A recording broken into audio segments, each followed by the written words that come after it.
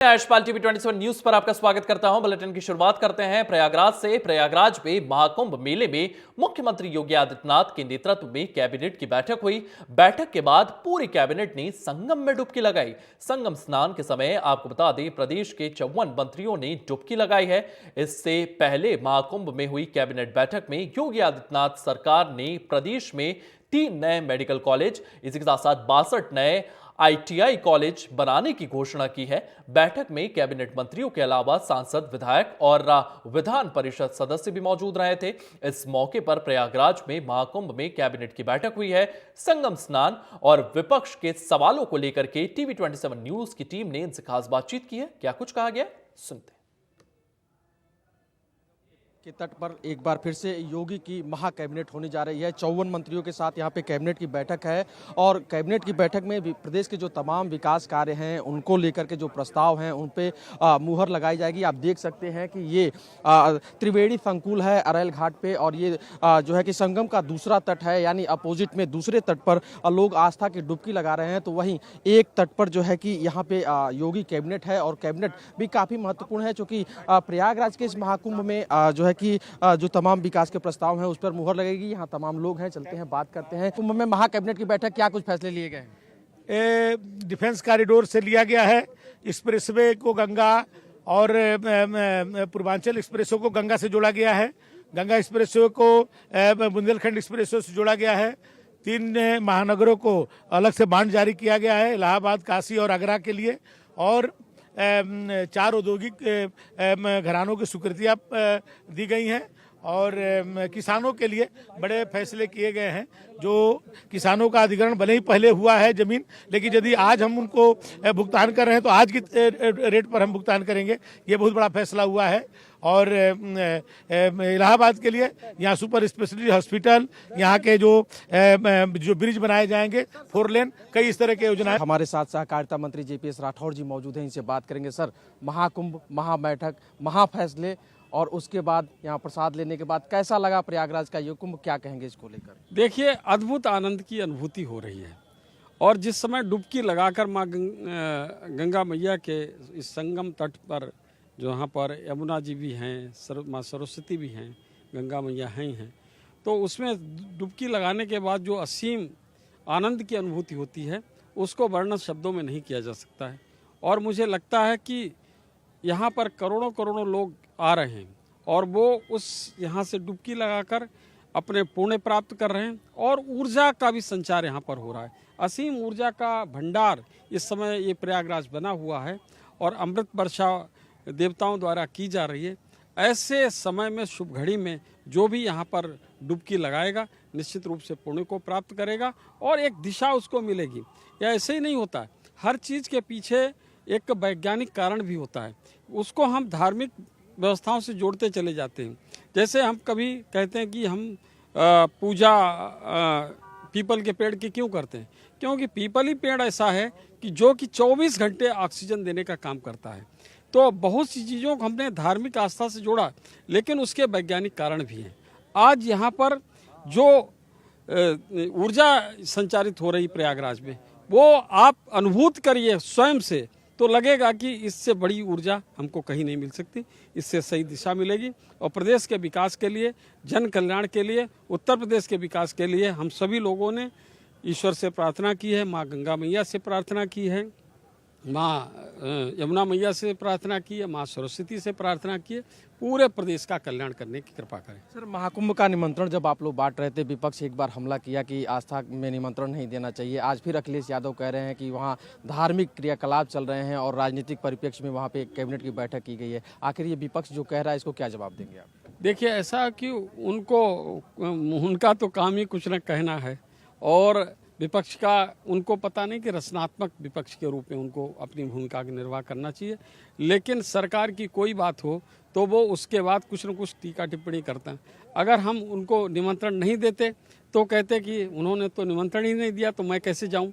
तो ये दोनों तरफ चलने वाली बातें हैं और मुझे लगता है कि हमने सबको आमंत्रित करके यहाँ पर इतनी भव्य दिव्य व्यवस्था माननीय मुख्यमंत्री जी के नेतृत्व में, माननीय प्रधानमंत्री के मार्गदर्शन में हो रही है और सभी लोग आनंदित हैं। वो भी इस आनंद के क्षणों का भागीदार बने समाजवादी पार्टी के लोगों से भी मैं सबसे कहूँगा इस मामले में वो पार्टी के बंधनों को भी तोड़कर यहाँ पर आ सकते हैं। हम सब लोग तैयार बैठे उनके लिए स्वागत करने के लिए। धन्यवाद। प्रदेश सरकार में मंत्री रजनी तिवारी जी भी इस कुंभ में, इस कैबिनेट की बैठक में और सामूहिक स्नान का हिस्सा रहे। सबके साथ इन्होंने भी भोजन ग्रहण किया। इनसे बात करने की कोशिश करेंगे। मैम, महाकुंभ, विकास की महाबैठक, सबके साथ पूरे कैबिनेट का स्नान और भोजन, कैसा लगा प्रयागराज का ये कार्यक्रम? क्या कहेंगे कुंभ को लेकर के, इस बैठक को लेकर? अगर कहूँ तो जितना बोलना चाहती हूँ, जो मेरे मन में भाव हैं, वो शब्दों के द्वारा व्यक्त नहीं किए जा सकते। महाकुंभ है, ये त्रिवेणी का संगम है। हम लोगों ने आकर के यहाँ पे स्नान किया, साधु संतों का आशीर्वाद हम लोगों ने प्राप्त किया, साथ ही यहाँ पे हम लोगों ने मीटिंग भी की। वाकई में आज का दिन कभी भूलने वाला नहीं है। हमारी परंपरा है, हमारा विश्वास है, हमारी आस्था है और सनातन मानता है कुंभ को। आज उसमें जो डुबकी लगाई है, उस डुबकी के बारे में कुछ कह नहीं सकती। विपक्ष लगातार कुंभ की शुरुआती दौर से तैयारियों के समय से ही सरकार पे हमला करता रहा कि निमंत्रण पत्र दिया गया, नहीं दिया गया। आज की कैबिनेट को लेकर के जो महाबैठक हुई है, विकास के तमाम प्रस्ताव पास हुए हैं, को सही करने के लिए ये महाकुंभ है। इसमें आए, पवित्र डुबकी लगाएं और जो उनके मन में जो भाव जो आ रहे हैं देश और दुनिया के लिए, जो सही नहीं है, वो आकर के इसमें वाकई में परिवर्तन होगा। और ये कुंभ है, उनको उनके कहने पे नहीं है, दुनिया क्या कह रही है और उस पर विश्वास करें। और नहीं तो एक बार उनको ज़रूर आना चाहिए, यहाँ पे देखना चाहिए कि क्या व्यवस्थाएं हैं। यहाँ पे साधु संतों का वो लोग आशीर्वाद ले सकते हैं, उनको यहाँ पे ज़रूर आना चाहिए। प्रयागराज में महाकुंभ में कैबिनेट की महाबैठक, तमाम प्रस्ताव पर मुहर लगी है। एक साथ गंगा स्नान हुआ है त्रिवेणी पर और उसके बाद एक साथ भोजन हुआ है। हमारे साथ कैबिनेट मंत्री मौजूद हैं, इनसे हम बात करेंगे। संजय निषाद जी, आज यहाँ पे महाकुंभ में महा कैबिनेट की बैठक हुई। आप कैबिनेट मंत्री, खुद बतौर कैबिनेट मंत्री अपनी पूरी कैबिनेट के साथ सीएम योगी आए और यहाँ पे बैठक किए, स्नान किए। ये बैठक कितनी अहम? सौभाग्यशाली हम लोग गंगा पुत्र आज के दिन में निषाद राज के वंशज की त्रेता में कभी भगवान राम ने निषाद राज को गले लगाया था, तब सुख का राज आया था, उनकी नीति बनी थी। आज फिर इस युग में इस गंगा के प्रयागराज की धरती पर, जिसे निषाद राज की धरती कही जाती है, इस जगहों पर फिर से एक कैबिनेट स्थापित करके आज एक आदर्श और एक इतिहास कायम किया है और गंगा स्नान करके और अभिभूत किया कम से कम। और हर मौके पर माननीय मुख्यमंत्री जी हम लोग साथ रखते हैं। पहले अपमान के दृष्टिकोण से देखा जाता था निषाद, अब कम से कम सम्मान के दृष्टिकोण से देखा जाता और आगे भी सम्मान के दृष्टिकोण से देखा जाएगा। सर, चूंकि देखा जाए तो महाकुंभ है, महाकुंभ के पहले दिन से ही जो है कि विपक्ष लगातार सरकार पे हमलावर होता रहा, चाहे वो निमंत्रण पत्र आप लोग जब देने गए, बांटने गए, उसको लेकर के। महाकुंभ में ये महाबैठक हुई है कैबिनेट की, तो भी विपक्ष का कहना है कि ये राजनीति से प्रेरित है, कहीं ना कहीं उसको राजनीतिक रंग नहीं देना चाहिए, वो धार्मिक जगह है। देखिए, राजा नीति बनाते उसे राजनीति है। ये निषाद राज और भगवान राम की नीति से सुख था और समस्याओं का समाधान था। ऐसी स्थितियों में यहाँ प्रयागराज की धरती निषाद राज की धरती है।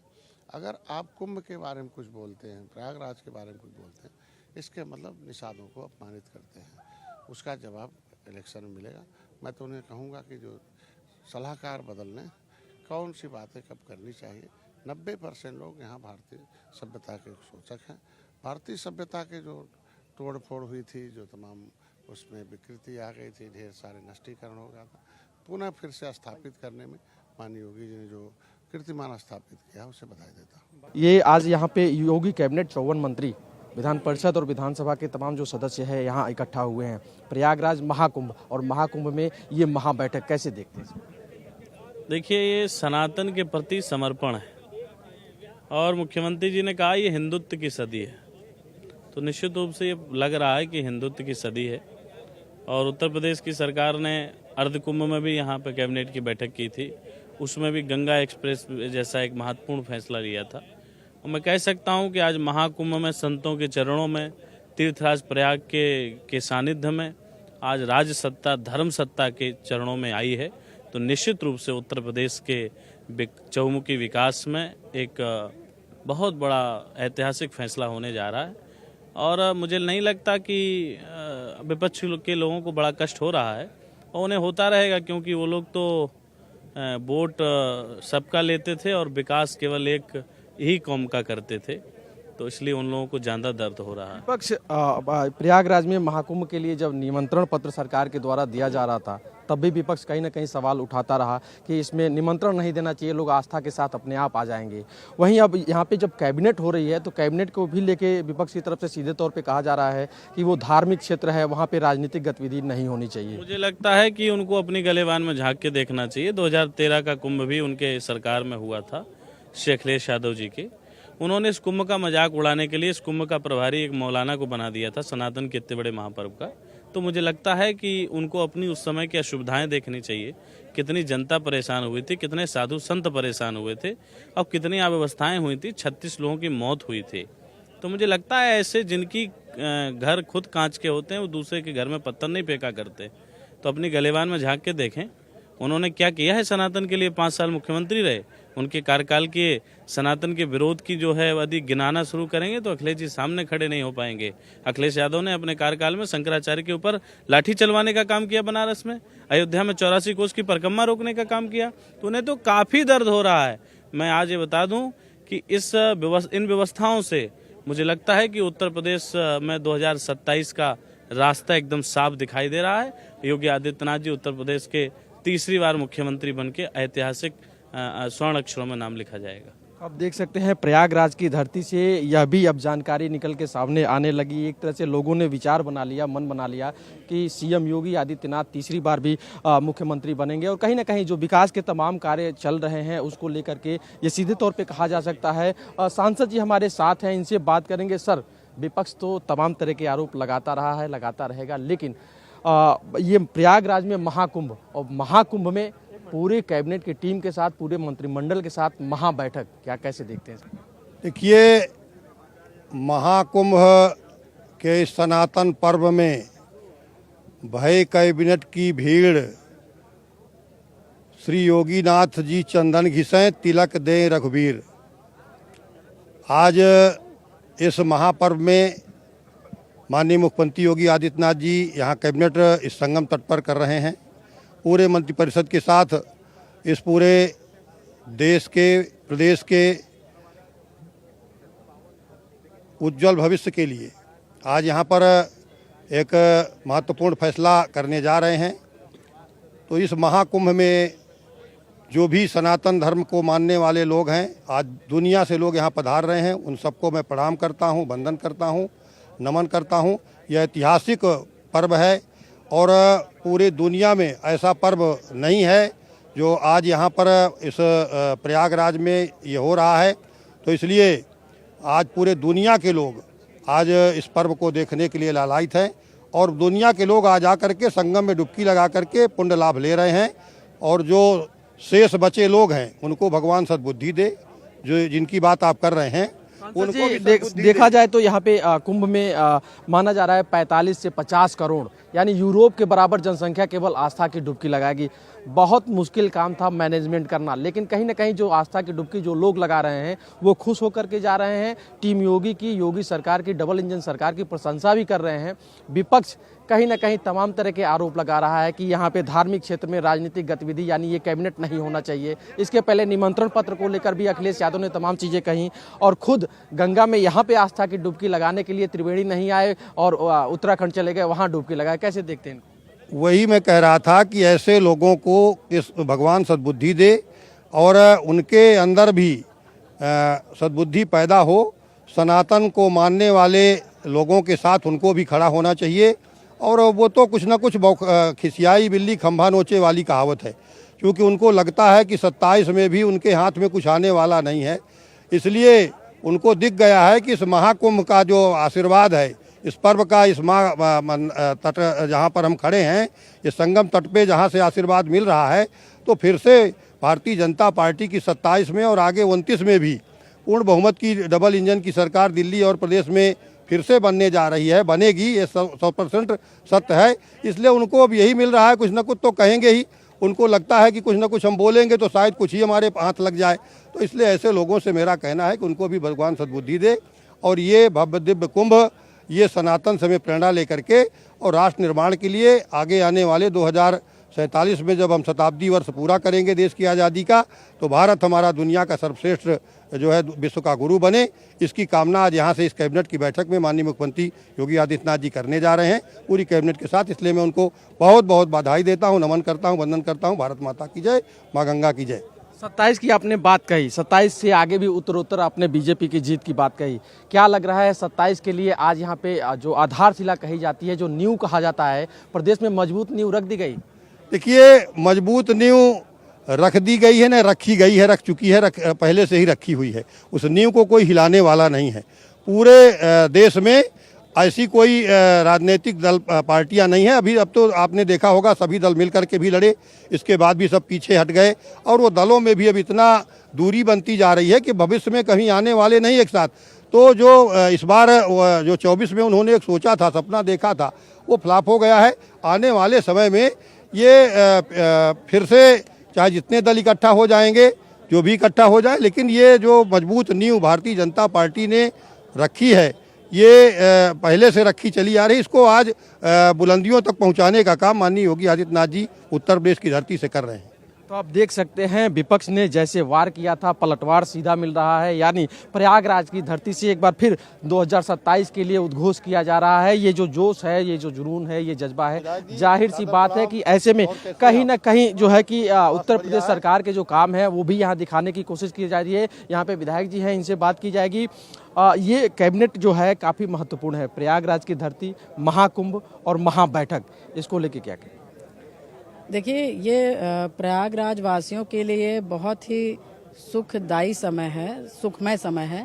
और क्योंकि आज महाराज जी ने इस कुंभ को भव्य, दिव्य और डिजिटल बनाने का काम किया, जिससे कि देखिए कुंभ तो हर साल होता था, मगर जब से उत्तर प्रदेश के मुख्यमंत्री योगी आदित्यनाथ महाराज जी बने हैं, और तब से इस कुंभ के ज़रिए प्रयागराज का भी बहुत विकास होने का काम हुआ है। वो आप भी देख रहे हैं, आप पता लगा सकते हैं। और रही बात इस कुंभ की, तो इस कुंभ में तो आप समझ लीजिए जिस तरह से महाराज जी ने जो लोग चैलेंज मानते थे, चैलेंजिंग करते थे, इस बार तो महाराज जी ने वो काम कर दिया जो लोग सपने में भी नहीं सोच सकते थे। लाखों करोड़ों लोग यहाँ आ करके, देश विदेश के लोग आ करके यहाँ आस्था से संगम में डुबकी लगा करके त्रिवेणी धाम में उन्होंने एक बहुत बड़ा मैसेज देने का काम किया है कि आप सच्चे मन से, आस्था से कुछ भी करने का काम करेंगे तो कहीं ना कहीं वो चीज़ सफल होती है। और जो कि बहुत बड़ी भीड़ आ करके स्नान करके बहुत आराम से यहाँ से जाने का भी काम की। और आज उत्तर प्रदेश का और आज संगम नगरी का बाहर देश विदेश में भी नाम ले रहे हैं, चर्चा हो रही यहाँ की भव्यता का, यहाँ की साफ सफाई का, यहाँ का जो मैनेजमेंट है उसका, सबका। बिल्कुल, इस समय देखा जाए तो लोकल मीडिया, नेशनल मीडिया या इंटरनेशनल मीडिया हो, इस समय महाकुंभ ही चल रहा है। और जो आपने कहा, बहरहाल कहीं ना कहीं जनता भी यही कह रही है कि जो व्यवस्था है उससे वो खुश है। विपक्ष कहीं ना कहीं इन सब चीज़ों को लेकर के शुरुआती दौर से ही, जब निमंत्रण दिया जा रहा था तब से लेके अब तक लगातार वार कर रहा है सरकार के ऊपर। क्या कहेंगी? आज फिर से एक बार सपा की तरफ से कहा गया कि जो ये है धार्मिक क्षेत्र है और यहाँ पे राजनीतिक गतिविधि यानी ये बैठक नहीं होनी चाहिए, तो विपक्ष को क्या यहाँ से आप मैसेज देंगे? नहीं, देखिए, जिसका जैसा विचार रहेगा वो वैसा विचार करेगा। मेरा मानना है कि यहाँ पे बैठक क्यों नहीं होना चाहिए, क्योंकि सांसद हैं, विधायक हैं, वो भी तो इंसान हैं। बहुत लोग धर्म से, धार्मिक से जुड़े हुए हैं, आध्यात्मिक से जुड़े हुए हैं, तो उनको भी एक मौका महाराज जी की तरफ से है कि आपका मन है तो कहीं ना कहीं ये चीज़ें भी, भाई दुनिया, देश दुनिया के लोग आकर के संगम में डुबकी लगा रहे, तो हमारे सांसद, विधायक या मंत्री क्यों नहीं लगाना चाहेंगे। और फिर दूसरी बात है कि यहाँ पर कैबिनेट की बैठक होना एक अपने आप में बहुत बड़ी बात है कि कैबिनेट की बैठक प्रयागराज संगम नगरी में हो रही है, तो कहीं ना कहीं महाराज जी और महाराज जी के मंत्रिमंडल कुछ ना कुछ ये संगम को, ये प्रयागराज को दे के जाएगा, तो ये भी तो एक विकास का वो है। तो आज बैठक हुई है तो कहीं ना कहीं प्रयागराज का विकास की बात होगी, और कुछ ना कुछ आज मंत्रिमंडल और महाराज जी दे के जाएंगे, तो ये बहुत बड़ी बात है। तो आप देख सकते हैं विधान परिषद के जो तमाम सदस्य हैं कैबिनेट की बैठक में भी आए हैं, और साथ ही साथ आस्था की डुबकी भी आज टीम योगी के साथ सबकी लगेगी। बात करने की कोशिश करेंगे। सर, आज यहाँ महाकुंभ में महाबैठक, इस महाबैठक को लेकर सबसे पहले आप क्या कहेंगे? निश्चित तौर पर स्वतंत्र भारत, स्वतंत्र प्रदेश, स्वतंत्र प्रयागराज में हर व्यक्ति के चेहरे पर आज कमल की तरह मुस्कान देखने को मिला। ये धर्म नगरी है, गंगा जमुना सरस्वती पावक की धरती है, लेटे हनुमान की धरती है, अच्छे की धरती है, सरस्वती कूप की धरती है, अलोपी मैया की धरती है, चंद्रशेखर भगत सिंह की धरती है, शहीद लाल पदम की धरती है। आज हम लोग अपने आप को धन्य हो गए हैं कि जब से हमारा मेला चल रहा है। निश्चित तौर पर यह सनातन धर्म के मानने वालों की जितने यहाँ डुबकी लगा रहे सबके स्नेह आशीर्वाद सबको बढ़िया से गंगा मैया दे रही हैं। आज यहाँ पे कैबिनेट है, निश्चित तौर पर कैबिनेट में सभी मंत्री लोग आए हुए हैं, एक साथ डुबकी लगाएंगे। हम लोग सौभाग्यशाली, हम लोग भी साथ में डुबकी लगाएंगे। यहाँ पे आज भी कुछ चीज़ों पे मुहर लगेगी जो कि एक इतिहास रचने वाला होगा। प्रदेश के लिए भी, तीर्थराज प्रयाग को भी सौगात मिलेगा, ऐसा हम लोगों को मानना, ऐसा होगा। जाहिर सी बात है, माना जा रहा है कि प्रयागराज हो, काशी हो, अयोध्या हो या विंध्याचल क्षेत्र हो, यहाँ पे जो जीर्ण शीर्ण व्यवस्था सनातन की पड़ी थी उसका जीर्णोद्धार हो रहा है। अब कहीं ना कहीं उसको जीवित किया जा रहा है। ये जो कैबिनेट है, इसको लेकर के, इसके पहले कुंभ को लेकर के लगातार विपक्ष हमला करता आ रहा है कि पहले निमंत्रण नहीं देना चाहिए, अब वहाँ पे राजनीतिक गतिविधियाँ नहीं होनी चाहिए, धार्मिक क्षेत्र है। ये विपक्ष जो ये बात कह रहा है, तो इस पर विपक्ष को क्या सलाह देंगे? देखिए, विपक्ष का दिमाग पूरी तरह से गड़बड़ा चुका है, क्योंकि धर्म के नगरी में तीर्थ प्रयाग में डुबकी लगाना चाहिए तो हरिद्वार में लगा रहे हैं। महाकुंभ यहाँ हो रहा है, अमृत वर्षा यहाँ हो रहा है। ये जो न्योता की बात करते हैं, मुझे खुद बहुत कष्ट होता है। क्या बोलते हैं लोग? आप भागवत करते हो, कथा करते हो, अपने दूसरे देश को कैसे बुलाते हो, न्योता देते हो कि नहीं देते हो? तो ये तो हमारा कर्म है, हम बुलाएंगे उनको, वहाँ नहीं करेंगे कि हाँ आइए हमारे तीसरा पर, हम कैसे स्वागत वेलकम करेंगे उनको? बाद में कहेंगे आप हमको बुलाए नहीं। तो हम लोग की तो बुलाने की परंपरा है, हम लोग तो आवा भगत सेवा भाव में रहते ही धर्म वाले, धर्म कर्म करके ही तो यहाँ तक हम लोग पहुँचे हैं। तो उनका एकदम मिथ्या है, खिसियानी बिल्ली खंभा नोचने वाले काम है, क्योंकि जनता उनसे पूरी तरह कट चुकी है। अब वो दोबारा वापस आने वाले नहीं है। विकसित भारत संकल्प यात्रा हम लोग के 2047 चल रहा है, 2047 तक की सपना देखे कि हम प्रदेश में आएंगे कि कहाँ आएंगे, थोड़ा बहुत बचा वो भी अब इनका चला जाएगा। इनके साथ कोई सनातनी धर्म के लोग मानने वाले कोई इनके साथ नहीं है, क्योंकि एक अलौकिक अपना बात बोलते रहते कैसा है वैसा है। इनके दिमाग काम नहीं कर रहा है इस समय। क्या माना जाए, जिस हिसाब से सरकार डेवलपमेंट का काम कर रही है, महाकुंभ का आयोजन कर रही है, कैबिनेट की बैठक कर रही है, 27 के लिए जो न्यू कही जाए, बीजेपी ने रख दिया कि 27 पूरी तरह से जीतेगी बीजेपी। 27 तो जिता दी है कुंभ मेला पूरा हमारा। जितने धर्म के लोग करके जा रहे हैं, निश्चित तौर पर हंसी खुशी जा रहे हैं। यहाँ भोजन भंडारा सब हिसाब से चल रहा, कहीं किसी कोई दिक्कत नहीं हो रहा। विकास की रही बात, अगर मैं प्रयागराज का के लिए बात करूँ, सूबेदार से लेके मलाका से लेके शांतिपुरम से लेके 40 नंबर गोमती से लेके शास्त्री ब्रिज से लेके नैनी से लेके हेतापट्टी से लेके आपके चारों तरफ रिंग रोड बन रहा है। हो सकता है आज भी एक पुल का भी यहाँ पे होगा। सभी लोग लगे हुए हैं, इतना विकास हुआ कि अब 15 मिनट लगता है चौफटका से एयरपोर्ट जाने में। कल्पना करिए, ये कहीं कुछ नहीं था, ये अपराध अकेले कराने वाले थे। आज अपराध मुक्त उत्तर प्रदेश भी हुआ है, आज कहीं कोई अपराधी नहीं जा रहे हैं, नहीं तो आज यहीं पे ठेकेदारी पट्टेदारी जितना काम कर रहे हैं उनसे असूली करने के काम करते। इनके सरकार में लोग सिर्फ असूली काम करते थे। यहाँ पे कोई भी ठेकेदार नहीं बता सकता कि कोई कार्यकर्ता या कोई भाजपा के कहीं कुछ कहता हो। ये भारतीय जनता पार्टी है, महाराज जी की सरकार। मेला में जो है कि माना जा रहा है कि 50 करोड़ के लगभग जनता जुटेगी, आस्था की डुबकी लगाएगी। आपसे जानने की कोशिश करेंगे कि जो है कि ये प्रयागराज का महाकुंभ 144 साल बाद महायोग बना हुआ है, और ऐसे में कहीं ना कहीं सरकार ने जो व्यवस्थाएं की हैं, सरकार का भी आंकड़ा है कि 45 करोड़ से 50 करोड़ की जनसंख्या यहाँ आएगी। ये जो व्यवस्था है, ये कहीं ना कहीं अपने आप में व्यवस्था करना ही बड़ी चुनौती थी, लेकिन कहीं ना कहीं मेला में जो लोग आए हैं वो खुश हैं सरकार की व्यवस्था को देखकर। क्या कहेंगे आप? ज़्यादातर लोग खुश हैं। इतनी बड़ी व्यवस्था जहाँ 40-50 करोड़ लोग आ रहे हों, वहाँ किसी प्रकार की न्यूसेंस नहीं क्रिएट हो रही है, कोई अव्यवस्था नहीं फैल रही है। सबको रहने का स्थान है, सबको नहाने का स्थान है, सबको भोजन की व्यवस्था है, यहाँ तक कि जलपान की व्यवस्था है। बहुत सुंदर व्यवस्था है, और इतनी बड़ी व्यवस्था केवल महाराज जी करा सकते थे, उन्होंने करा के दिखा दिया। लेकिन विपक्ष संतुष्ट नहीं नजर आ रहा है। अच्छा भाई, ये नाचना हुआ आंगन टेढ़ा वाली बात है भाई। विपक्ष क्या कहे देगा कि महाराज जी जो काम कर रहे हैं अच्छा कर रहे हैं? उन्हें तो हमारे हर काम में खोट दिखाई देगा, हर काम को गलत बताएंगे, तब उनका कुछ वोट लाम बंद होगा। लेकिन वो जनता तो समझ रही है ना, जनता तो देख रही है कि आज तक इतना बड़ा कुंभ, इतने बड़े प्रयास और सफल प्रयास होते हैं, इसलिए वो हमसे चिढ़े हुए हैं, और कोई बात नहीं। अखिलेश यादव, महाकुंभ में निमंत्रण दिया जा रहा था, तब भी सवाल उठाया कि निमंत्रण नहीं देना चाहिए आस्था के लिए। जब यहाँ कैबिनेट हो रही है तब भी सवाल उठा रहे हैं कि धार्मिक क्षेत्र में राजनीतिक गतिविधियाँ की जा रही हैं, और प्रयागराज में नहाना चाहिए। पूरी दुनिया, पूरे सनातनी प्रयागराज के संगम में स्नान कर रहे हैं, तो अखिलेश यादव हरिद्वार जाके स्नान कर रहे हैं। देखिए भाई, जहाँ हमारे धर्म के प्रमुख लोग स्नान करने आ रहे हों, तो वहाँ तो संसद को जाना चाहिए, धर्म संसद को जाना चाहिए और विधानसभा को जाना चाहिए वहाँ, और ये कैबिनेट को जाना चाहिए, क्योंकि ये धर्म प्रधान देश है। जनप्रतिनिधि भी हैं ये लोग। नहीं, जनप्रतिनिधि हैं, मतलब जैसे संत महात्मा आ रहे हैं, तो हम तो कहते हैं महाजनों इन गता सपन था, जहाँ जिस रास्ते से महापुरुष चलते हैं उस रास्ते में तो चलना चाहिए। तो जहाँ विद्वान महर्षि ऋषि मुनि जिस रास्ते में जाते हो, स्नान करने आते हो, यहाँ रुकने के लिए आते हो, तो संसद का भी इसका मतलब विधानसभा का भी कर्तव्य है, कैबिनेट का भी कर्तव्य है कि वो भी वहाँ पहुँचे, और पहुँचाया महाराज जी ने। महाराज जी को धन्यवाद। विपक्ष को क्या कहेंगे, यहाँ आने के लिए कहेंगे एक बार? नहीं, विपक्ष देखिए इस समय कभी कभी ऐसा होता है, जैसे आपके घर में शादी है, लड़की की शादी है, तो उसमें किसी को इफेंड बट नहीं करना चाहिए। आज ये पूरे केवल बाबा जी का मामला नहीं था, भारतीय जनता पार्टी का मामला था, यह देश की अस्तित्व का मामला था, सनातन के अस्तित्व का मामला था। तो इस समय प्रश्न नहीं उठाना चाहिए। तो कभी कभी जैसे अटल बिहारी वाजपेयी जी को देखा होगा, जब वो विदेश जाते थे तो देश की ओर से बोलने का काम करते थे। आज उन्हें देश की ओर से, प्रदेश की ओर से बोलना चाहिए था कि हमारे प्रदेश जैसी व्यवस्था कहीं नहीं हो सकती है, क्योंकि पूरा विश्व मतलब अंतर्राष्ट्रीय कुंभ हो गया है। तो ये तो कुंभ अंतर्राष्ट्रीय हो गया, इसलिए इसकी प्रशंसा करनी चाहिए थी उनको। वीडियो जर्नलिस्ट अमर के साथ पंकज तिवारी, TV 27 न्यूज़, प्रयागराज।